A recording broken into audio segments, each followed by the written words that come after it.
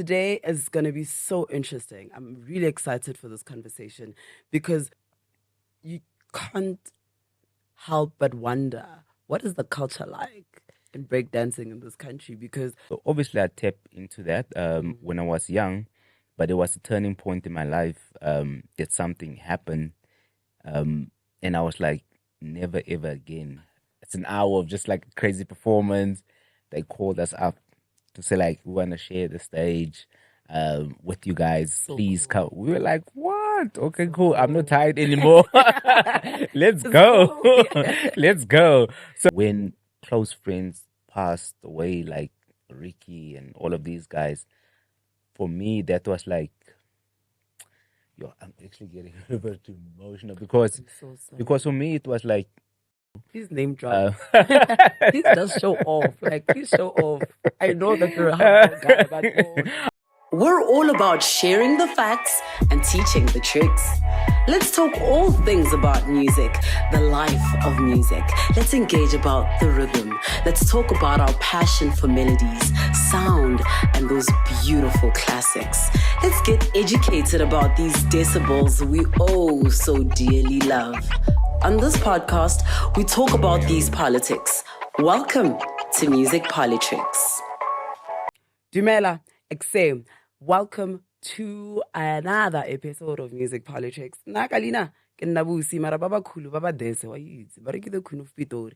A big shout out to everybody who's supporting this platform. We're just here to learn everything where music is concerned. Of course, we're here to share the facts and learn all the tricks from the experts. Mapara, amapara. Wantlhalohanya. And today is going to be so interesting. I'm really excited for this conversation because, to be honest, right, there are certain things you cannot exclude when we speak about hip-hop culture in this country, right? You cannot exclude prophets of the city. You can't just speak about hip-hop culture in this country and not include them. You cannot speak about hip-hop culture in this country without excluding the dance culture. You have to include it. You have to. It's part of the culture, right? So, napila pila ke bona hore you cannot speak about hip-hop culture and not include Vouks. No jokes. Oh, man. Like, what an honor. Because, I mean, he is a pioneering member of Prophets of the City. And, of course, has taken part in so many interesting things where hip-hop culture and dance culture in this country are concerned. So, man, thank you so much for making the time. Hey? no, thank you. Oh my goodness, what an intro. Guys, let me just say, right? I feel like we know each other for forever, right?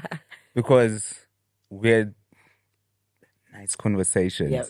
Like, it was so chilled and so real. Yeah. You know, and if I may say this, not a lot of people give that in interviews. Oh, yeah? You know? Okay. Because sometimes when you go into an interview, it feels like an interview, not like a conversation. Yeah. And you have that magic, like, Oh, man. 100%. I Like really, appreciate that. really, you do. I really appreciate that a lot because the other reality of things, right, is that we are people, Right. right? And I mean, for sure, I'm sitting here with Vouks, no jokes, on Prophets of the City, one of the best in terms of the world stage where b-boying is concerned. However, over and above that, I still understand, like, Right. man, shout out. Thank you for making, you look swaggy, though. Thank you. So also every day, like, I think where it comes from, it's where I come from. yeah. And I would say it's mostly, you know, our communities, you know, urban black communities, colored communities. Because back in the days, the only pride our people had is to look a certain way. Yeah. And that was, you know, it wasn't about education, it's about how you look, basically. You know? Yeah. And that's why, if I just have to touch on Pansula, you know, that's why the tie of the Pansulas, you know, they have the Dickies, the All Stars, Yeah, you know. yeah. It's you know, that's the only thing that we could have. Yeah. You know, put that clean swag and all Yeah. of that on. So yeah, I think it stemmed from that.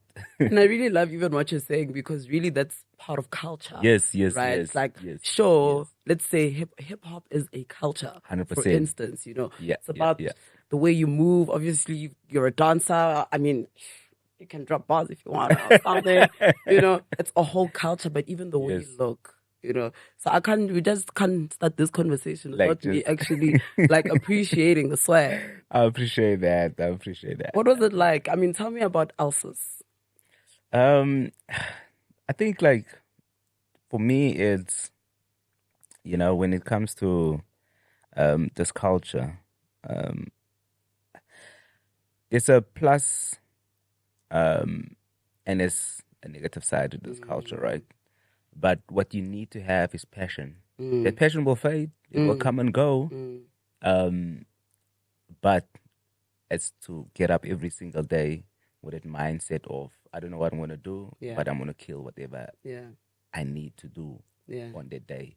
Yeah, that's going to keep you on top of your game. So Alsace is where you grew up in Cape Town, right? Yes. So in terms of Alsace River, it is such a notorious place when it comes. And I think I would say it's such a trap for the youth. Okay. Because gang culture is so big. And this is by the Cape Flats, yeah. Cape Flats, yeah. So it's so big. So the influence and the superheroes that these kids see first, it's the guys driving the taxis with the girls, and that has been amplified in the community, And obviously, again, it's when you look for a group of friends, gangsters are a group of friends that always come together, So even if you move in a group of 3, 4, 5, right? The first question, what gang are you guys from? Basically, It's not from what soccer team or what any sports code that you guys do. That's always the question. It is very hostile. But I must say, over the 15 years, things have become a little bit better. Okay. But I think the drugs have become more modern in the way how they move it, basically. So kids still do get, we don't talk about, what do you call it, the nice words, marijuana, but dacha at the end of the day, it's just beyond that right now. But again, if you make it out of that community, I feel like you have a responsibility to represent the community and shed a positive light on it. Yeah. And I love that you're saying that, because it also speaks to role models. Yes. Right? Yes. People may see someone and be like, oh, I want to be like that, but is it a good role model? Yes. Yes. So yes. growing up for you, who are your role models? Growing up for me, again, because I would touch on,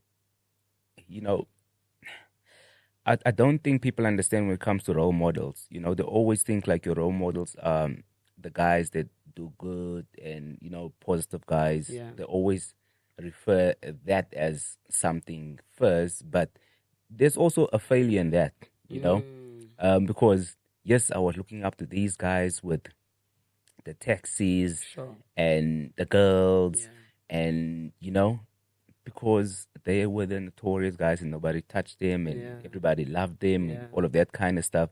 So obviously I tapped into that when I was young, but it was a turning point in my life that something happened, and I was like, never ever again. I ran home into my room and I stayed there for the rest of the day, and I said to myself, never ever again. It's ironic because it's like a Prophet City song.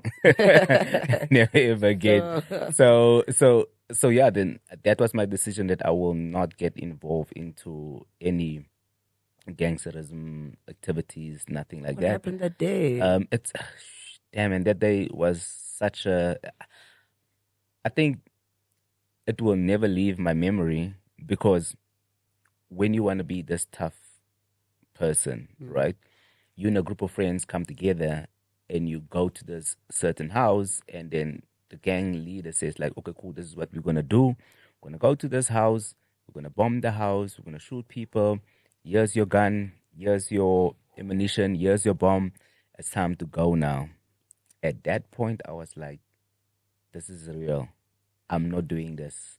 Jeez. I'm not doing this. I ran home. My parents didn't know why, but I was like, I want to chill in my room, and that's it, basically. That's insane. So yeah, that's just like, I would say that's God, basically. You know, 100%.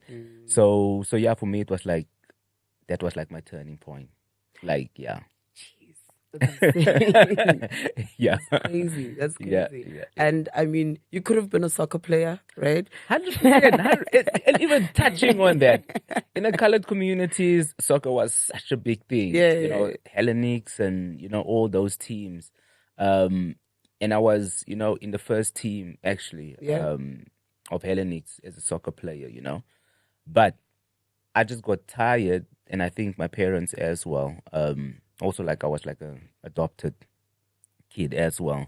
So it was like, no, man, you're getting robbed every single fortnight, every single week. Your boats have been taken. And I kind of watch dogs, so I can afford to buy myself these things. Sure. But it became very risky, you know, to go to practice because you're going through different neighborhoods and territories just to get to practice, basically. And you get robbed all the time. And that's how I gave up on soccer. And also just a traumatic experience. Yeah. altogether. And also, like, your parents doesn't know if you're gonna make it home or not.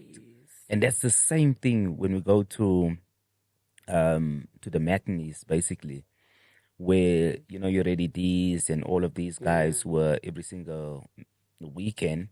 It was just like a dangerous game. It was super dangerous. Like, you'll see people get robbed in the train. You'll see people get thrown out of the train. You see all of these things, and as a kid, that's like, it became so normal that you're like, I'll make it home. As the train stopped at each station, we move carriers so that the people can just take longer to get to us. So we just pray that, like, as soon as, you know, they get to our stop, these guys are not in our carrier, basically. So it was that kind of game, quite crazy. And when does hip hop culture touch you? When do you start realizing that, you know what, I'm This is vibing it. with this? Yeah, it's because, like, obviously, you know, your parents play, you know, R&B, old school, Sunday vibes, you know. So I really love music, and also, like, my uncle's it's a Rasta, you know, and I really look up to him as that positive mentor, basically, you know, because reggae music was so peaceful, and what I see in him, that's where the positive role modeling came in for me, apart from the gangster stuff, you know. And then there was this show on SABC One. It's called Take Five, basically. You know, Take Five came on. I just came back from school before Bold and the Beautiful and all of those kind of stuff. Before we have to leave the lounge, so your parents can start watching that.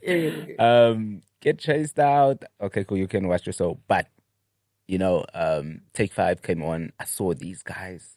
They really look so cool, man. They dressing cool. They dressing different. Who are these guys that you see Who are on these guys, man? They speak like, I was like, damn, they're so cool. Oh my goodness, this guy doing a split on a car and he's dancing.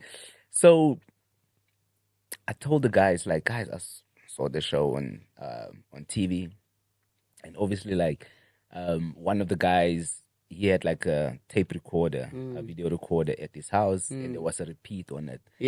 And we asked him to record it, basically. And these guys were doing breakdance moves, and you know, and that's how I got into breakdancing, and hip hop, basically. When I saw Prophets of the City, I was like, damn, these guys are so cool. This is what we're gonna do. So from that point onwards,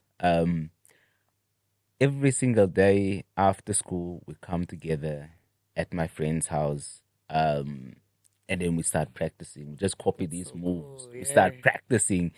And I think that was such a big relief for our parents as well, because they know where we are, what we're doing, and that's it. So Take Five was definitely the point where I was like, this is what I want to do. And I I was so gravitated to it, and yeah, That's so cool. yeah. Tell me about Prophets of the City, man, because to be honest, hip hop culture in this, you cannot not speak about Prophets of the City. And Right, it was such an interesting time at in the right, country, right, right, right? right, right. And I can't also help to think, yo, guys, when I think Bone Thugs and Harmony, Yes. I can't also include Prophets of the City. Right, right, right. No, definitely. And NWA, man, Prophet City is your NWA of South Africa. Absolutely. You know, because they were about the people. Yep. You know, they were fighting for the people Yep. through the music. Yeah. And Prophet City is also like this young group of guys that came together in the Cape Flats. Reddy D, Ramon, Shaheen, Ishmael, Junior from Boom Shaka. Yeah. And they were such an amazing clique of people because like all of them came from hostile backgrounds, you know. And when they started Prophets of the City, there was this guy called Stehr from Ghetto Rough Records. Yeah. People don't know this. That was his first group Wow. for his record label, basically. And the man sold his amazing sports car Shucks. to invest into this group. Shucks. Basically, that's how much he believed in Prophets of the City. Even got you guys accommodation in I mean, Johannesburg. I mean, like, in his house, man, like, he was just like, this is what I want to do, and I'm going to do it with these guys. They're super talented, and that's it. And that's it. And that's how POC really became, you know, when Mandela came out of prison, you know, they were the guys that perform on all of these shows and campaigns and tours. Yeah, and I mean, like, years later, you know, the music got banned in South Africa because they were fighting the government and were speaking for the people. Yeah. And they had to go overseas to the UK to record their music there. But still the music got banned and stuff. So Prophet City is really like this, these group of superheroes from the ghettos, from the township that represented, you know, Soweto, Alex, the Cape Flats, every single ghetto around the world and in South Africa, basically, because when we toured overseas, you know, before I joined them, and they meeting all these amazing artists, you know, and they were saying the reason why they were meeting all of these guys is because they didn't put up a persona who they are. Sure. They were just like super real, you know, rugged. This is who we are from Cape Town, South Africa, some of us from Joburg and all of that kind of stuff. And this is who we are. There's what you see is what you get, basically, you know. And I think that made them really like who they are today and fighting for the people. What did that do for you? I mean, it's a big deal. 100%. As a kid, you're like, I wish I can join these guys. Every single time you hear their record play, I wish I can meet these guys. One day, it happened. And Ramon came to me, introduced me to Reddy D. And he was like, I think Vouks needs to join. I was like, damn, this is quite a special moment because I'm a part of another group of dancers and I'm the one that's get picked. It was quite a huge moment. Going back to school and you tell your friends and family that you're part of this group, they're like, you're lying. You're lying. Why you? Why you? You're lying. You're lying, you know? And I don't know, they watch like a TV performance and that's the only time that because most of our shows was not really in Cape Town, was mostly out of Cape Town, overseas, and all of this kind of stuff. And it's also like, you know, meeting and sharing stages with really big names, you know. And I always say to the guys, like, when I say big names and I mention a name like Beyonce, why are you mentioning Beyonce? You guys are hip hop and all of that kind of stuff. I'm like, yeah, but we here to break stereotypes, basically. Yeah. You know, we here to share.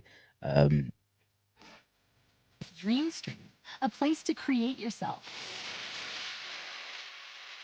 Record video, music, and podcast in our full-service studio.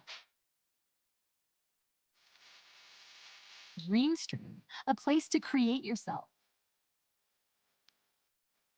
Record video, music, and podcast in our full-service studio. Dreamstream, a place to create yourself.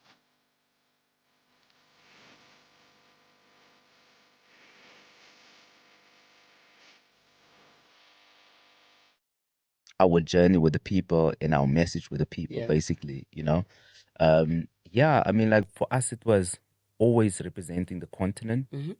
in our country and raising the flag Mhm. whenever we perform internationally. And the people that we share stages with, some of them will have a chance to come to South Africa after years of meeting them, and you left such a important mark in their lives. When they come here, they reach out to you. Please name drop. Please just show off. Like, please show off. I know that you're a humble guy, but I always say, like, just oh my. name I'm gonna say, for instance, we were in Belgium performing at Pickle Pop Festival, like a huge festival with like over 100,000 people. insane.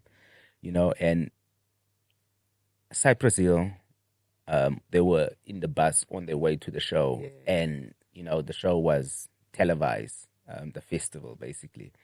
So they were watching all the performances, and they saw us perform basically. So when they got to the festival, they were like, "Damn, you guys are so dope!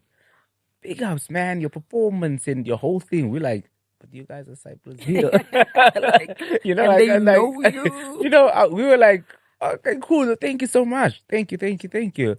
And they were talking about South African. They drink only South African wine. Show us the wine. We're like, oh snap. Okay, cool. That's really cool. You know. And then we had a conversation with Black Eyed Peas as well, because Black Eyed Peas, they started as b-boys as well, like breakdancers. Well, I am, and all of them, they were like crazy breakdancers and stuff. And you know, after our performance, they came on, and as we, you know, go backstage, it's an hour of just like crazy performance. They called us up to say like, we want to share the stage with you guys. Please come. We were like, what? Okay, cool. I'm not tired anymore. Let's go.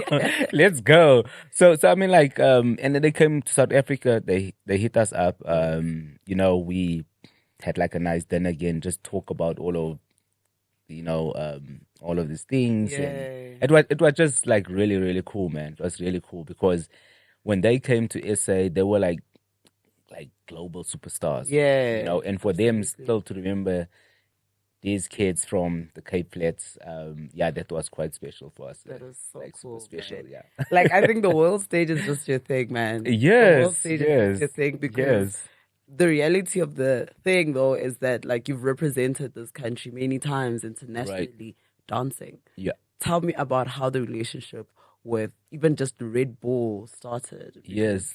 Jeez. Well, that is, it's 18 years now with Red Bull. Yeah. 18 years. And if I look back at it,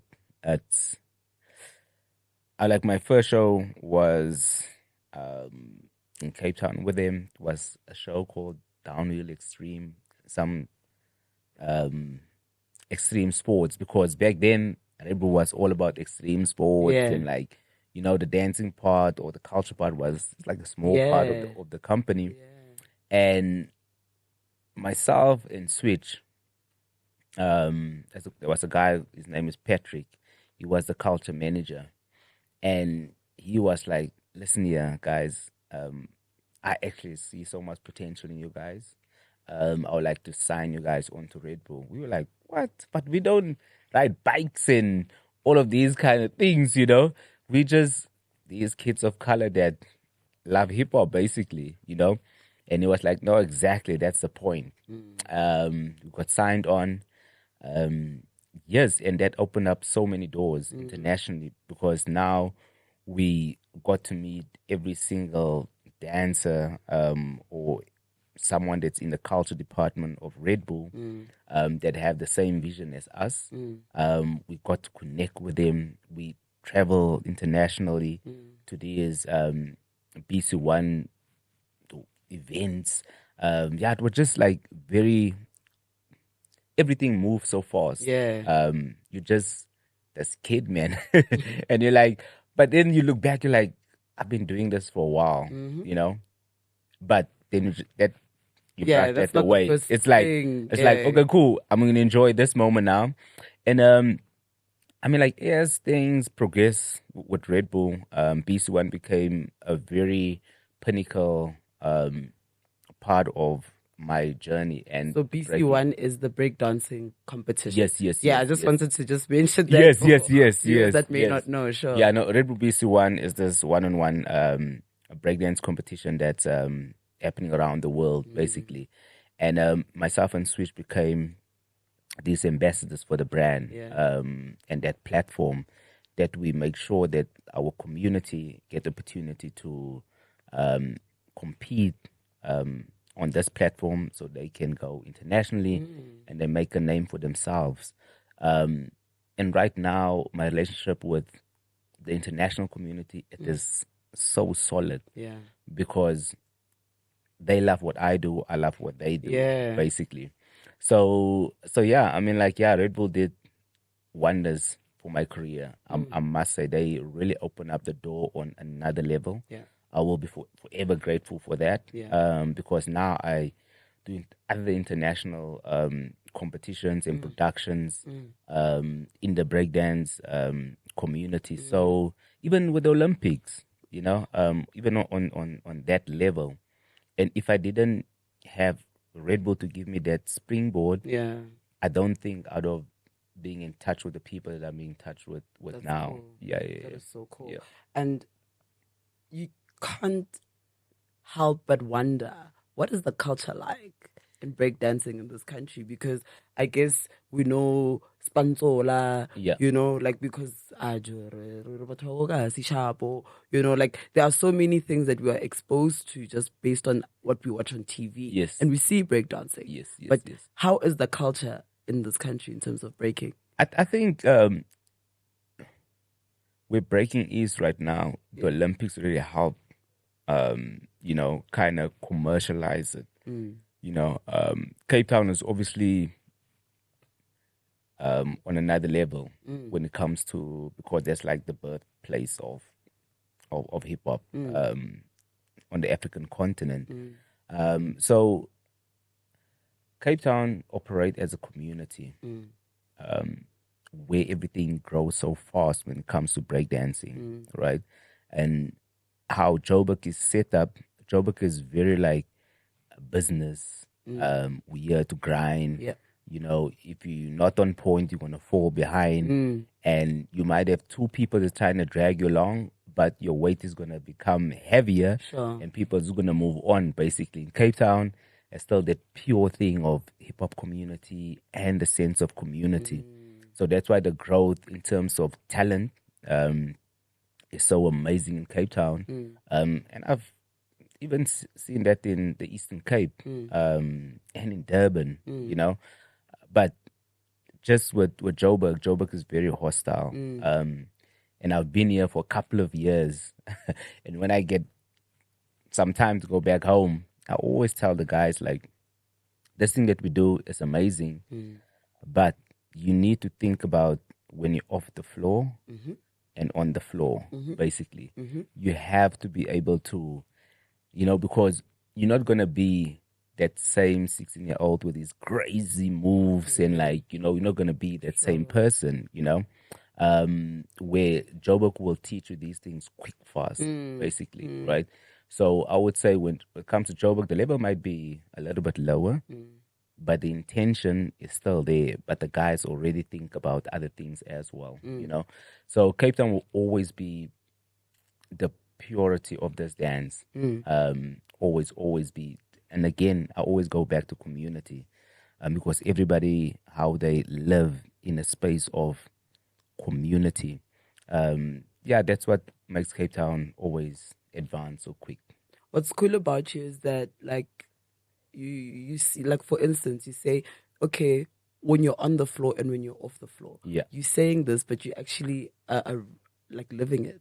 Yes. You know, I mean, I see even in the work of your foundation, like, you are really living exactly what you're speaking. Yes, no, definitely, and that's how the foundation came about, because I always had these inquiries and ask and all of these kind of things, because I don't know, there was a sense of when they see you on TV, you have money or you made it, you know. You in Joburg, you have money and you made it. You on your TV, the biggest kids TV, like, you know, like you've made it.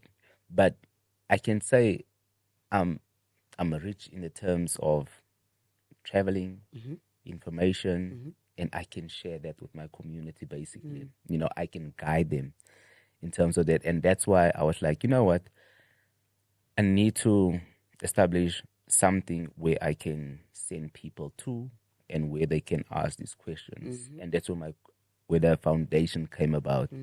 And actually, it was when COVID happened, I started the foundation, because I was like, I don't have the energy as one person to deal with so much emotions, basically, you know, because yes, the hip hop community is it's an ego thing. It's, you know, this persona, but there's so many people that are really amazing humans in this thing that we do, you know, the hardcore stuff. And you see that, but if you ever sit down like this, you get to know people, you know. Yeah, then I started my foundation, and my foundation was mainly focusing on dance families, dancers, schooling, and all of that kind of stuff. And and I needed a break for myself as well, because I felt like depression was really coming in strong. Because when close friends passed away, like Ricky and all of these guys, for me that was like, yo, I'm actually getting a bit emotional, because for me it was like I lost such an amazing friend. And again, you can have everything, you can have so much money, but if you don't have real people around you, it becomes just harder, you know. And that's why, like, I got on a bike, I couldn't even cycle. I was like, I need some time for myself. I have a daughter that I need to. She was just born like a couple of months ago, and I need to be like a strong dad for her. I'm gonna go on this trip, and I'm just gonna take some time for myself and think about things, basically.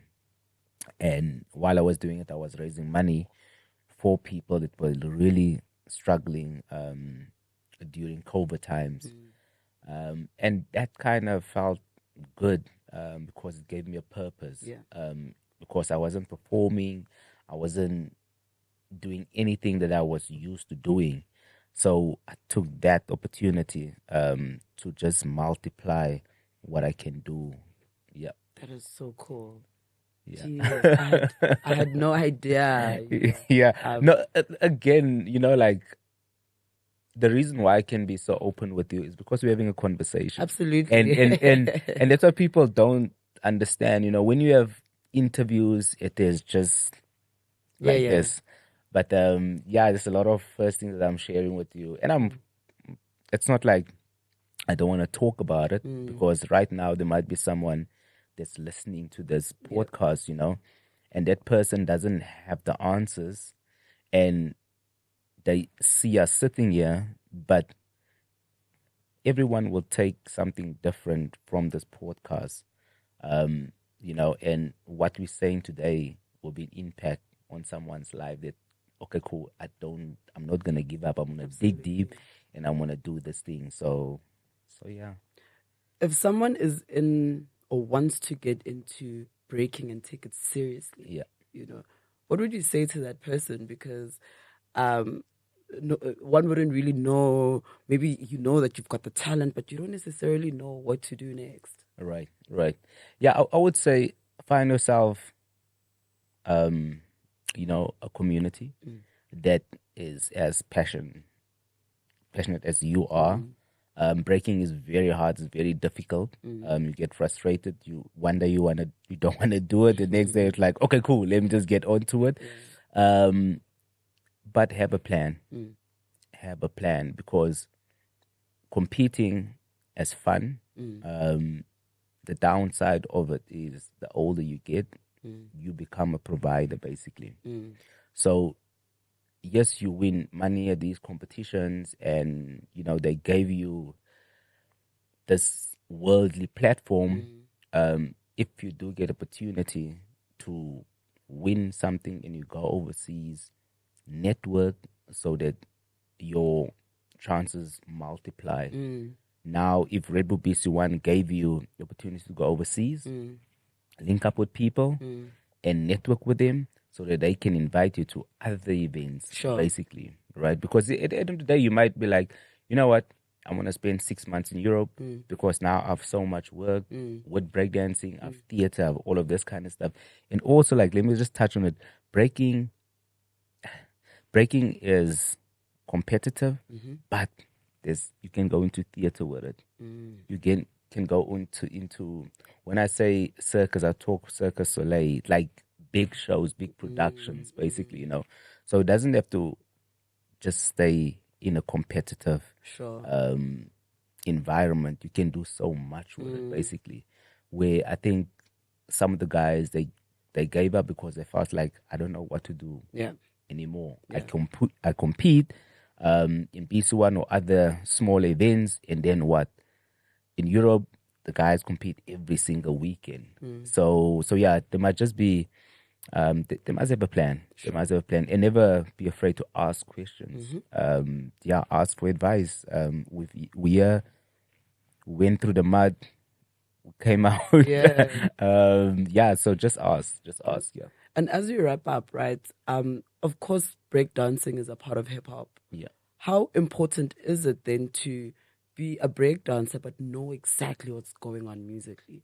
Is it important? Is it that important? Because I mean, you can breakdance to any kind of hip hop song, right? But do you really have to be that wired in musically in terms of what's happening? Yeah, I think it's very important. It's very important to be not just about the dance and have a supervision about when it comes to hip hop music itself, because you as a dancer can benefit from that as well. Because, say for instance, there's a studio session and you stumble across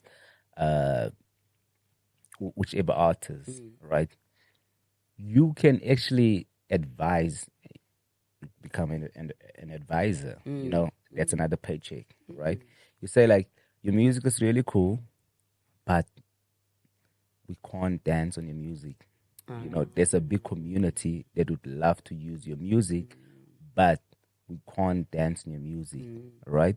And that's how it's a back and forth with the artists and the dancers, and just like a bigger scheme, because on the African continent, we love to dance. Yes, and in the era of TikTok, it's important, man. It's important, We love to dance. That's what we love to do. So I just felt like sometimes, when hip-hop artists make music, they only think about this chill kind of vibe. But if their songs don't play in a club, then they complain, basically. But they should understand that they need to make music for people to dance on as well, because we like to celebrate things. We like to, if the message is, and in today's world, the message is not, I would say it's not that important, but if the beat is really nice, it goes everywhere, basically, So yeah, if we can dance more on your music, we will definitely make sure that I agree. your music go viral. I totally agree. Yes. Vouks, we are out of time. No! I appreciate this so much. I really, really do. Thank you so much for taking some time out No, to have thank this you. conversation. Very quickly, if someone wants to be a part of your foundation, where do they go? Yeah, I mean, like they can just go on Instagram, the Vouks Foundation, or they can just inbox me on Instagram as well as Vouks, and I will see what I can do and help them the best way I can do and give them the advice that can. It doesn't have to stop there. I can be this unofficial mentor. Yeah, I love to help people and like people to succeed in life. That's it. That is so cool, man. Thank you for coming again. Keep shining. Thank you. Keep shining, keep doing what you're doing, and keep rocking there in the world stages, man. Keep representing us, and shout out for you for coming here and being here.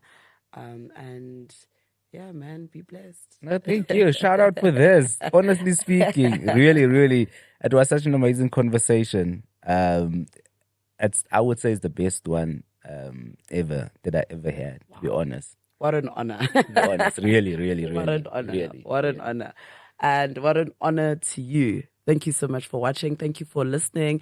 Make sure you write all those reviews on Apple Podcasts, on Spotify, and of course you can just comment here on YouTube as well, like it. But subscribe.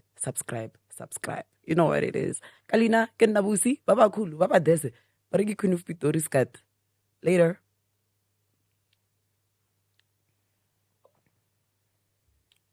Amazing. Oh, wow.